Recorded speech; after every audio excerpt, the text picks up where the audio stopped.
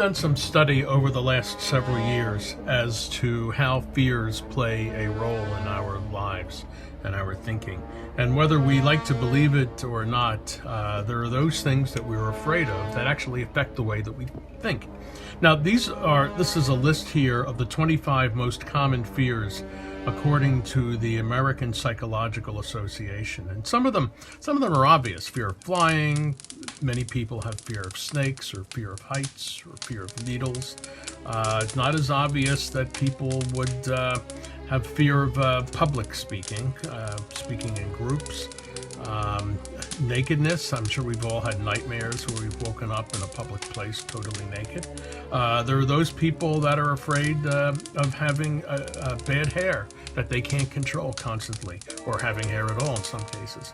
Oddly enough, there are people that are afraid of kitchen appliances, and that's personified by toasters going awry. I guess some people are afraid there'll be a short circuit or it'll catch fire and end up catching, causing the whole house to catch on fire. So these are the top 25 fears, again, according to the Psychological Association. What I've done here is I've taken these 25 fears and I've printed them out on these cards. So that we can try a little bit of an experiment over here. So, and again, these are loud noises. There's nakedness, toasters, like we talked about before. And the three of you are going to help me. And I'm just going to ask you if you can just take this little packet and just give it a little bit of a cut. And we can start right away. And Marilyn, we'll start with you. Take this packet of 25 fears, and what I'd like you to do is to deal out the packets, the cards in the packet, one at a time, alternating in piles until you've dealt out all of the cards that are in the packet. And then when you're done, just pick any one of the two packets over here. Look at the top fear, the card that's on top of either one of the packets, and memorize that fear, and plant it deep into your mind, and then place it back on the packet, and then bury that fear with the cards from the other pile that you didn't pick, and then pass the cards over to Seth in the middle.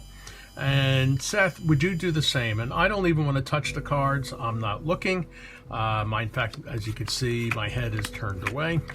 So please, Seth, please just take those cards and deal them out into two separate piles, and then take a look at the top card on any one of the two piles, and remember the fear that's there. Remember the fear that's there, and place it back on top, and then cover it up with the other cards. Bury that fear. Finally, Kirby, our spectator number 3, please do the same as the others. Take a look at the take the fears and separate them into two separate piles, and then pick either one of the two piles. And when you do, take a look at the fear on there and place it back on top. Place the rest of the cards, the rest of the fears on top, and bury it along the way.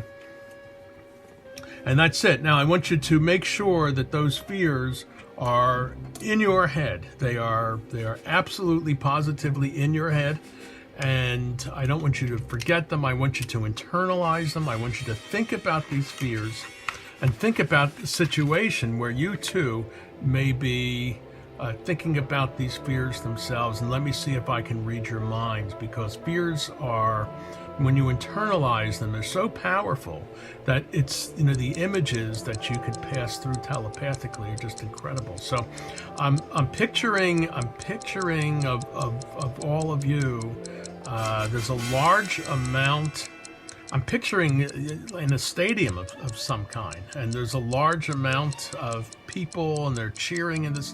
No, they're like crushing you in the stadium, because there's so many people in the stadium. And they're not people at all. They're bugs. They're spiders. They're spiders. There's a lot of spiders in one group. Somebody is afraid. Seth, you're afraid of spiders. Your big fear is spiders, correct? Right. And in fact, I'm not totally wrong about the large grouping of the spiders, because Kirby, you are afraid of crowds, right? So it's spiders and crowds. And Marilyn, let me see if I can read your mind of what you're afraid of. With the spiders and the crowds, you're afraid of having a panic attack and collapsing. You're afraid of dying. Your fear is dying. That's what I'm sensing. Dying, spiders, and crowds. Those are your fears. I've read your mind.